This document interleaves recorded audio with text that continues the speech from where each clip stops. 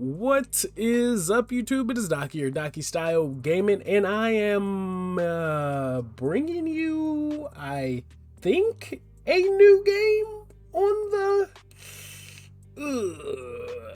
Okay, I think I'm bringing you Anthem 2. No, I'm kidding. Honestly, we're going to be talking about Exoprimal, a game that when it came out yesterday, or at least the trailer was dropped yesterday, a lot of people had a lot to say about it, and I will feel like that was one of the only trailers where I audibly made a gasp while watching it, because I was just like, no way. I was kind of shook myself. And funnily enough, and actually I'm kind of happy about it, right after that drop, the Twitter posted a bunch of information. They posted a dev diary, and the site is up that has a bunch of information on the game, even though it doesn't come out until 2023. So in this video, I'm going to be breaking down all of it, and we're going to be seeing if this truly is an Anthem 2.0 or a whole new game entirely. So like I always say, without wasting any more of y'all's time, let's hop straight into this video and straight into potentially Capcom's take on Anthem. Now, Exoprimal is being considered an online team-based action game. It is not considered a looter, so it's not even the same genre as what Anthem was. But let's be real, a lot of that imagery we saw from the trailer is very Anthem reminiscent, but the gameplay itself actually isn't that. Instead, it's more of a team-based horde style PvP and PvE action hero shooter. Now, this seems like a whole mouthful, but I'll explain it a little more. Now, I mentioned it's team-based. They did say that this is going to be an online-only game, but it will be able to have up to 1 to 10 players. Now, they say when you're playing in a team, you can have up to 5 players, and generally you're playing against another team of 5 players to complete different objectives, and whoever can complete it fastest wins. Sometimes you have to team up with another team, meaning 10 different players at once to complete different objectives, defeat different bosses, or I say bosses, all of these are dinosaurs. So it is a interesting take on this type of genre, and honestly, I'm kind of hyped because it seems like a very competitive, but also a very action heavy game. And the fact that there's going to be both PvE and PvP style game modes in here, I'm very curious to see all of them. Now, in the dev diaries that was posted as well, they did say that this game will have a story mode also, but they didn't go too much in depth, but it will be a full-fledged cutscene based story mode. So that's something to look forward to as well. Now, on the site, the brief breakdown that the game gives you says that Exoprimal is an online team-based action game that pits humanity's cutting-edge exosuit technology against humans' ferocious beast, the dinosaurs. It then says that the exosuits are grouped into different roles, and players will be able to pilot these exosuits to hold firm against an overwhelming dinosaur swarms in online-only team-based action game modes. Now, one of the main game modes that the site breaks down is one called Dino Survival. It says sees 2 teams of 5 players compete in a variety of PvE and PvP missions. It says players will be transported to the scene of the latest dinosaur outbreak and follow Leviathan's guidance to complete objectives. The team that completes the mission first will emerge victorious. Now, it also goes on to say whether other players are engaging the other team directly or fighting alongside them to take out a common enemy. The aim is to accomplish objectives as quickly as possible, and that missions do vary depending on the player's skill and other factors, meaning that no 2 matches will unfold the same way, which is very interesting. This game seems like a combination of a lot. Like I said, it's very hero shootery with multiple teams, different objectives to complete, but the character design is very looter style, if that makes sense. So it'll be interesting to see some more of this game in action. We only got that one trailer and a couple other quick clips from the dev diaries, but from everything we're seeing so far, it is looking fun as hell, surprisingly. So I can't wait to see a bit more about this. But speaking of all the exosuits that we keep talking about, let's actually break them all down and go over all of their roles. Now, again, like I said, this site has a bunch of information on it already, going over the different roles of the exosuits and giving us a look at 4 of the 6 different exosuits that we got to see in the trailer. So let's break down all of these exosuits.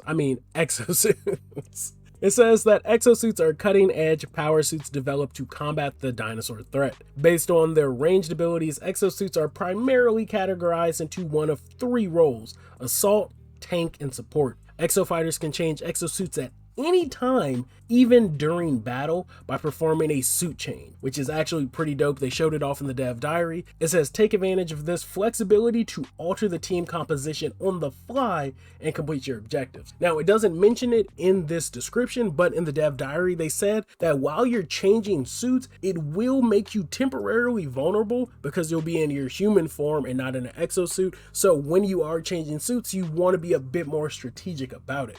But I do like the ability to switch between different classes, essentially, or in different roles on the fly. But it's not like you're playing Destiny and you can switch from a Titan to Warlock mid-game mode. So personally, I just think that's a cool little addition to this game. Even though, again, I know to most hero shooters, that's nothing new. But I do like that added touch nonetheless. Now moving on to roles, let's break down all three of them. First, we have the Assault role. It says, Assault exosuits focus on dealing damage to enemies with close, medium, or long-ranged attacks. Although exact loadouts differ, each Assault exosuit is equipped with weapons and abilities tailored to its effective combat range. Use the best weapon for the situation and eradicate whatever stands in your way. Now, to quickly recap, they did say that Assault is broke up into 3 different classes as well. You have your close, medium, and long range. And with the exosuit descriptions that we'll be taking a look at in a bit, we do get a look at 2 different ranges of Assault classes. We'll be taking a look at one of the close range exosuits and one of the mid-range exosuits. But let's finish with the roles first. Next, we'll move over to the tanks. It says tank exosuits specialize in protecting their allies by drawing in enemy attacks and absorbing damage. Whether they're holding back a massive horde or stopping relentless dinosaur attacks, tank exosuits will form your team's first line of defense. And we got to see a lot of that in action with the Colossus style exosuit in the trailer, and we will be going over him in a bit. Now, lastly, we have the support role, which it says support exosuits use a variety of abilities to ensure your team's survival. It says while the ability to repair allied exosuits is most common, support exosuits are also equipped with a range of buffing and debuffing abilities. And with the 4 exosuits that we'll get to take a look at, one of them will be a support one. Which, speaking of, let's just hop straight into the exosuit so far. So, like I said, in the trailer, we got to see 6 in total. We got to see the 4 that we're going to go over, Deadeye, Zephyr, Roadblock, and Witch Doctor. But also, there were 2 unique ones that we got to see in the trailer. One that seemed to be a sniper class, which I'm assuming is the long-range assault type. And then we got to see another one that seemed to be a air-based support type. We don't know the names of them and we don't have any descriptions on them right now, so I guess we'll have to wait till we get that information. But until then, let's go over the 4 that we do have information on, starting with what looks like the poster boy of this game, Deadeye. Now it says Deadeye is an easy to use all-purpose exosuit that specializes in engaging enemies with medium to long range distance attacks. Its primary weapon is a low recoil assault rifle that can be used to engage targets at a distance while aiming down sights. Deadeye can also use a powerful palm strike to repulse enemies that get too close. Now, if this character design looks familiar, I mean, come on. But again, he's your all-purpose, easy to use, your pretty much vanilla poster boy style character. Whether it's your Soldier 76, your Excalibur from Warframe, or your Ranger from Anthem, we know what type of character we're getting when it comes to the Deadeye. Next, we have another assault character, which is our interceptor, Zephyr, and it says Zephyr is a speedy, melee-focused exosuit that specializes in close quarters combat. Exo fighters will need to be confident in their ability to maneuver and avoid damage to compensate for Zephyr's light armoring. Sounding very familiar. It says the tonfas installed in Zephyr's arms emit an energy wave sharp enough to slice into even the hardest dinosaur skin. And honestly, this design looks dope. It's funny because it is more of a hero shooter style game, and it definitely looks like a mix of the Interceptor from Anthem and Genji from Overwatch. But I do like the designs. All the designs, if I'm being real, for these suits actually look pretty dope.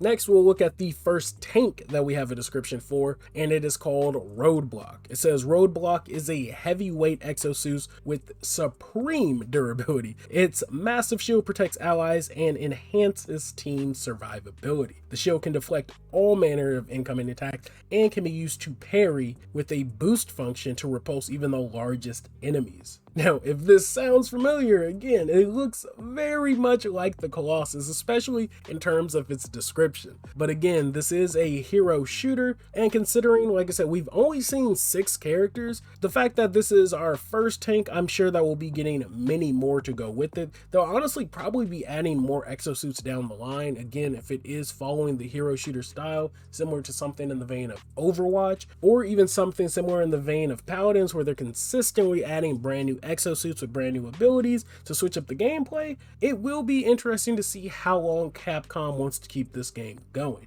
The one thing I do like about Capcom's games is that they have longevity for the most part. Look at Monster Hunter World, Monster Hunter World Iceborne, look at even Rise, look at how long Street Fighter V had been going on until they recently just announced Street Fighter 6. So if they want to keep this game going forever, it'd be dope if they keep adding brand new game modes and brand new exosuits. And hopefully with Capcom in charge, and like I said, with their games track records of lasting for a pretty decent amount of time, hopefully that's something that they're going to be willing to do. Now, last but not least, we're going to take a look at one of the support exosuits called the Witch Doctor. It says the Witch Doctor is a support suit that specializes in synergizing with its ally skills and attacks. Exo fighters should use Witch Doctor skills to repair and buff allies. Witch Doctor can quickly leap around the battlefield and make use of its abilities that repair damaged allies and grants a buff like enhanced movement speeds. Okay, this is our Lucio style exosuit is what it sounded like. But again, all of these exosuits still sound and look, like I said, really dope.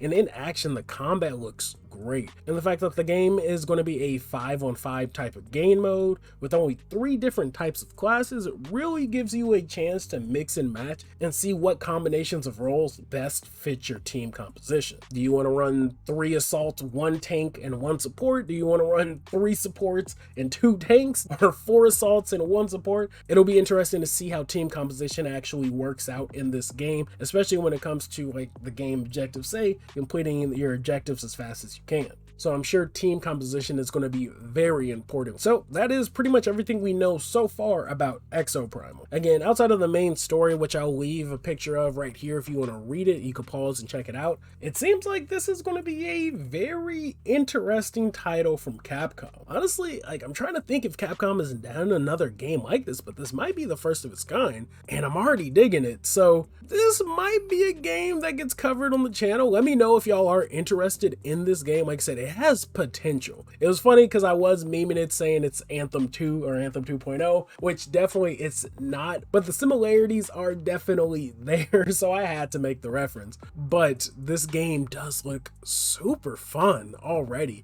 Like I said, the fact that it's coming out next year and it's looking pretty good. I mean, outside of, you know, graphics could probably be slightly better. I'm pretty hyped for everything that was shown so far. And hopefully they give us some more information on some of the exosuits that weren't on the site that we saw in the trailer, and some more information on some of the additional PvE and PvP game modes. But a 5-on-5 and potentially 10-player game mode just seems dope. Like 10 exosuits completing 1 major objective, that just sounds incredibly fun. So let me know what y'all all think about this game so far. Like I said, I'm surprisingly hyped for it. I was not expecting this at all from State of Play, and this was pretty much their opener, and I was like, all right, I'm in. Let's see what you got, Capcom. But with that, that's pretty much all I got for this video. So let me know if you want to see me cover this game even more. And again, let me know what you personally think about it. The dev team does seem to be already kind of active about this. So it'll be interesting to see how much information we start getting going into next year. If it's going to be an early 2023 release or if it's going to be a mid 2023 release. With as much that they already shown from their like 2-minute trailer, it seems like they got a pretty good chunk of it done.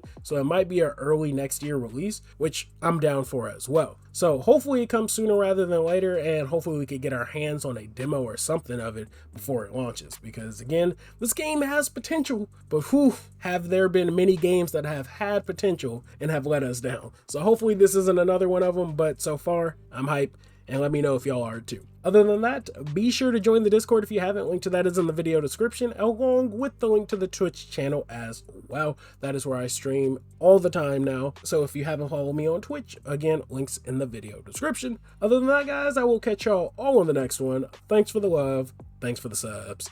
Peace.